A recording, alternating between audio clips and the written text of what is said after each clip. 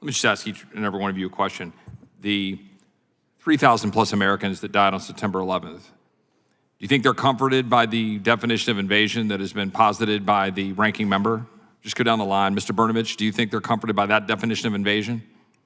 Well, I can't speak to other members of the committee, but I will just say that obviously the president is at the apex of his or her power when it comes to border issues and immigration.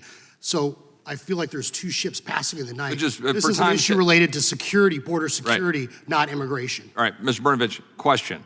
3,000 Americans were killed. People are trying to say that there's a specific invasion that we haven't been invaded since 1814. Do you think the families of the 3,000 who were killed would suggest that what happened on September 11th, the product of overstayed visas and a bad system that we have here in terms of protecting against unwanted attacks, that that is an invasion from the standpoint of any logical conclusion of an American who's concerned about their safety and well-being? September 11th was an invasion and an attack on the Mr. Hayek, would you think so? I would think they would not be comforted. Right. Mr. Webster? It was an invasion. Right. Now, Mr. Jadwat, yes or no? I wouldn't purport to speak for the families of people who were killed. Right. Do you think as an American, it was an invasion to have people come in and bomb buildings, fly planes into buildings and kill 3,000 people? You know, within the meaning of that clause of the Constitution. People who overstayed visas? Within the meaning of that clause of the Constitution. Because I agree with everybody here. It was an attack. I was blocks away when it happened. So is that a yes or no? No. I mean, you're saying no then? Not with it. I don't think so. Right. Not within so for the average American watching this, and they're saying, okay, that is how we have to live in the modern world. Say that, okay, unless the redcoats are marching right in, you know, coming right up in through New York, coming up the river and saying, okay, we're here, right? Or unless there's a army with, you know, coming across the Rio Grande, that's the invasion. But when 3,000 Americans are dead because we were attacked by people who overstayed their visas because we have a very broken immigration system, or we now have people who are going around the country that just end up in Minnesota, who've been here for a year, that are clearly affiliated with terrorist organizations, that somehow we don't have to be concerned about whether or not that's an invasion, right? Do you believe that President Biden is responsible for the crisis at the southern border? Yes or no? Mr. Brnovich? Absolutely. Mr. Hayek? Yes. Mr. Webster? Yes. Mr. Jadwat? No. President Biden responsible for the crisis at the southern border? President Biden is responsible for the policies of his administration. So is he responsible for the present crisis at the southern border? And to the extent that his administration... Is that a yes or no? Would you let me finish? I mean, yes or no? Is he responsible for the crisis at the southern border? He's responsible for the policies of his administration and their effects at the border. Well, I'll take that as a yes then. Is the Biden administration responsible for the border crisis this country is facing? That, I think, was a yes.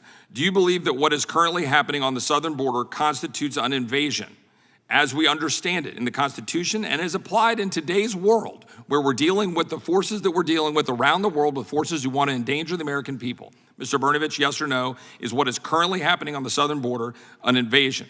As our first in the nation opinion expresses, this does constitute an invasion pursuant to the U.S. Constitution. Thank you, Mr. Brnovich. Mr. Hayek? Yes, because the cartels are committing hostile encroachment onto Texas, and that constitutes an invasion. Thank you, Mr. Hayek. Mr. Webster? Yes, absolutely. And Mr. Jadwat? No. I think we know the answer. No. You believe it's no? Not within the meaning of that and so, clause of the Constitution. Here's a question. Do you believe that states like Texas or Arizona or any other state has a right to defend their citizens and take action to secure the border, particularly in the complete and abject failure of the federal government to do so, as the Constitution contemplated, notwithstanding the views expressed by some on both sides of the aisle to the contrary? Yes or no, do the citizens of those states have the right to defend their citizens and take action to secure their border? Mr. Brnovich? The governor does indeed have the ability to call out the National Guard or use state resources to protect the citizens of their state. Mr. Hayek? Yes, it's clear that right is clearly stated in the Constitution. Mr. Webster? Yes for Texas.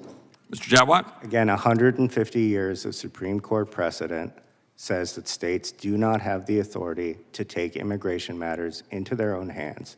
And no governor has the right. Was Dred Scott a good opinion that we should follow? We're not talking about Dred Scott here. We're talking about 150 next question. yards. Do we have, right. Well, but, and no but governor, it does matter. No governor has the authority to override that Supreme Court But that wasn't the precedent question. or That wasn't the the question. Mr. Constitution Jadwat, with all due by respect, that wasn't the claiming that question. an invasion Your is time, taking your time place. is up. You've answered the question. We know where you stand.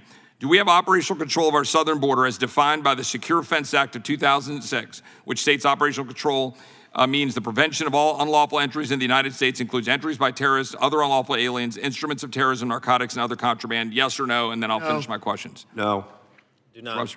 Jadwat. No, and we never have, and we never will by that definition. Well, at least that's consistent with Secretary Mayorkas, who told me under oath in this room that he did have operational control.